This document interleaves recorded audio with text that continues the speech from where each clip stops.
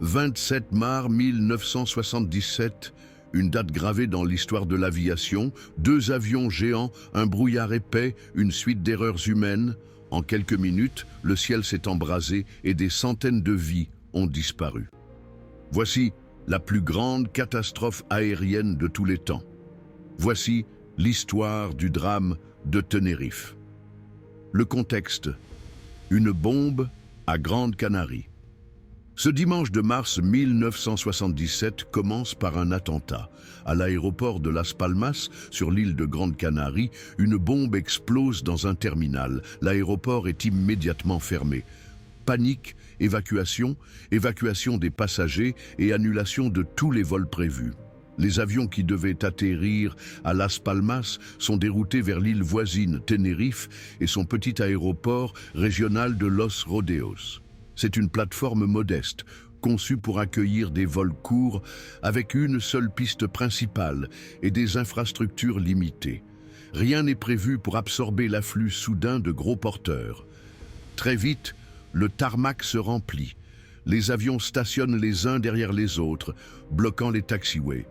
Le désordre s'installe. Parmi ces avions, 2 Boeing 747. Le premier appartient à la compagnie néerlandaise KLM, en provenance d'Amsterdam. Le second à la Pan American, en provenance de Los Angeles, avec une escale à New York. 2 géants, 2 équipages expérimentés et plus de 600 passagers à bord. À la tête du Boeing 747 de la KLM se trouve le commandant Jacob Veldhuizen van Zanten.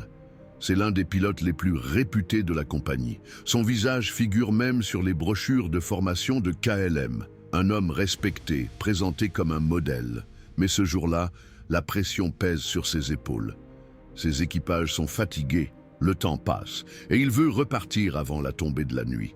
À bord du Pan Am, le commandant Victor Grubbs et son copilote Robert Bragg sont eux aussi des vétérans. Ils connaissent bien les longs vols transatlantiques et ont l'habitude de gérer des situations compliquées. Mais ils ignorent que cette fois, leurs compétences ne suffiront pas. Les passagers patientent dans leur cabine. Certains s'impatientent, d'autres somnolent. Des familles discutent, des enfants s'agitent. Ils ne savent pas que le danger ne vient pas du ciel, mais du sol même où leurs avions sont cloués. Le temps se dégrade. Le brouillard descend sur Los Rodeos, épais, étouffant. La visibilité se réduit à quelques dizaines de mètres. Les pilotes dans leur cockpit n'aperçoivent plus que des ombres blanches à travers les vitres. La tour de contrôle, elle, est dépassée. Les fréquences radio saturent. Les voix se brouillent, les consignes se perdent. En fin d'après-midi, l'aéroport de Las Palmas rouvre. Les avions stationnés à Tenerife peuvent enfin repartir. Mais à Los Rodeos, il n'y a pas de taxiway parallèle à la piste. Chaque appareil doit rouler sur la piste unique, puis effectuer des manœuvres pour se placer. Cela ajoute encore plus de confusion. Le KLM s'aligne en premier. Le Pan Am doit suivre la piste derrière lui, puis prendre la 3e sortie pour dégager. Mais dans le brouillard, les équipages se perdent. La Pan Am roule lentement, comptant les sorties, incertain de sa position exacte. Dans la tour, les contrôleurs peinent à visualiser. Ils donnent des instructions ambiguës. Les radios s'entrechoquent. Parfois, 2 équipages parlent en même temps, rendant les messages inaudibles. À 17 h, le commandant Van Zanten du KLM s'impatiente. Il veut décoller. Le temps presse. Les limites de service de son équipage approchent. Il pousse son équipe à accélérer. 17h05, le copilote du KLM demande confirmation de l'autorisation de décollage.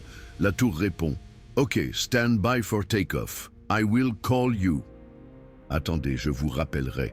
Mais dans le cockpit, Van Zanten interprète cela comme un feu vert. Sûr de lui, il annonce « We are now at takeoff ». Les moteurs rugissent. Le Boeing de la KLM s'élance sur la piste. Le Pan Am toujours sur la piste.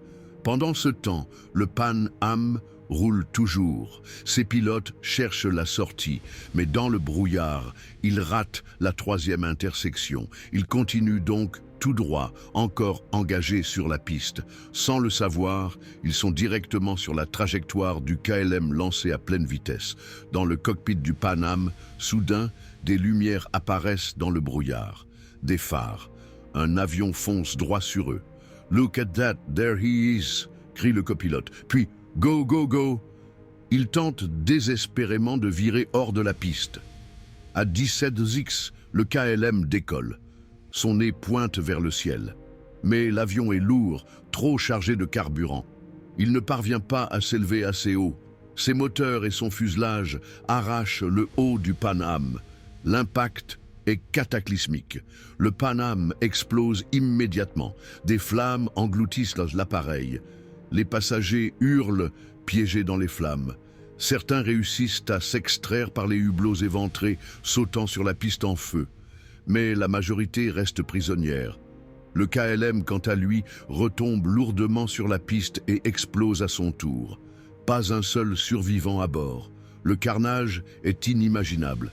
583 morts. La pire catastrophe aérienne de tous les temps. 61 personnes seulement échappent à l'enfer, toutes issues du Pan Am.